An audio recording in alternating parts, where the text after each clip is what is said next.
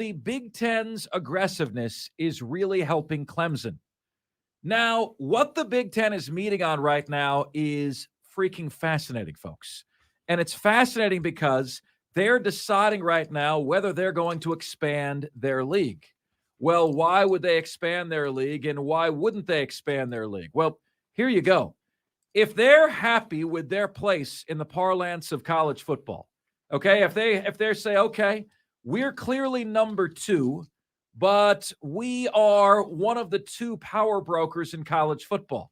Okay, well, we're clearly number 2, though, but we're one of the power brokers. That's good enough for us.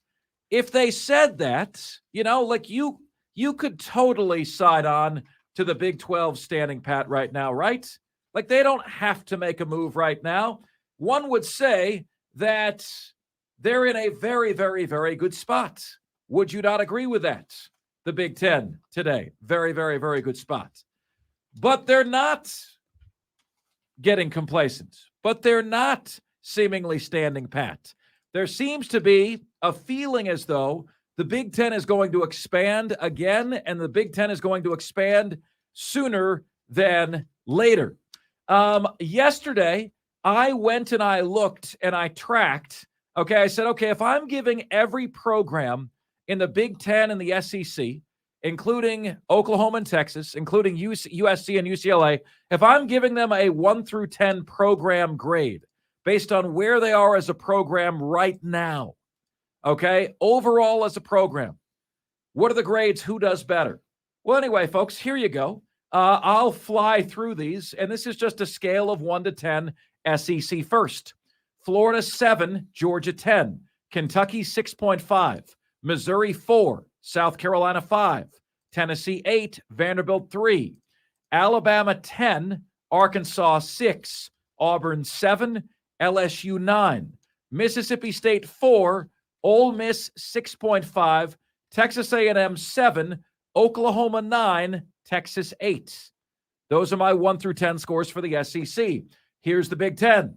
UCLA 6, USC 9, Indiana 4, Maryland 4, Michigan State 6, Michigan 10, Ohio State 10, Penn State 8, Rutgers 2.5, Illinois 4, Iowa 7, Minnesota 5, Nebraska 6, Northwestern 5, Purdue 5, Wisconsin 7. You add those all up, the SEC's total is 110. The Big Ten's total is 98.5. And then the question becomes, are we cool with that disparity? Are we cool with being number 2? Because we can still hold our academics as a high priority.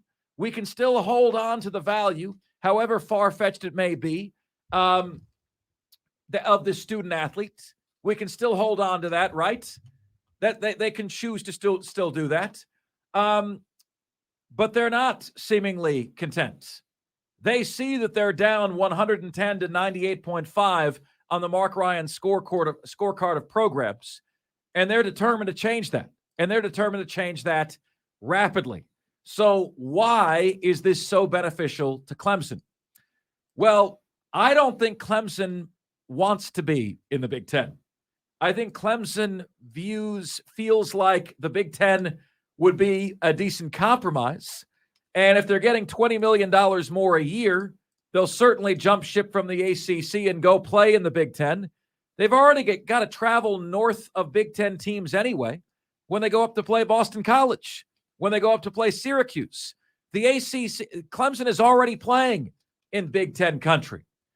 But my friends, this aggressiveness by the Big Ten, discussing whether they're going to add Oregon and Washington, is very beneficial to Clemson, because if the Big Ten expands, it forces the SEC's hand. And if the SEC's hand is forced, who's next in line? Everybody wants Notre Dame. Everybody wants Notre Dame first. Notre Dame has not budged, okay? Until we hear otherwise, I'm going to assume that they're never going to budge. Next up on the list would be Clemson. Next up on the list after that would be Florida State. Perhaps next up on the list after that would be Miami. And so I get the sense that the SEC is cool with standing pat so long as the Big Ten doesn't expand. But the Big Ten expanding threatens the SEC. And when the SEC is threatened, the SEC expands, and then Clemson gets the gift that it's wanted for some time. We asked you guys the other day, we said, will Clemson ever be a member of the SEC? And you guys voted no. It was 59% no, 41% yes. Diesel, I firmly believe that this aggressiveness from the Big Ten could result in Clemson and Florida State joining the SEC sooner or later, because Clemson and Florida State could go to Greg Sankey, commissioner of the SEC, and say, we've got a bid in hand. We'd rather be with you. What are you going to do? Are you going to let the Big Ten go to 20 teams? You're still at 16? Oregon, Washington, Clemson, Florida State? Are you going to let the Big Ten surpass us? We've got a bid in hand. What are you going to do? You got 48 hours to give us an invite. Well, it ultimately all comes down to something I said yesterday or the day before. It all comes down to what the SEC's strategy is.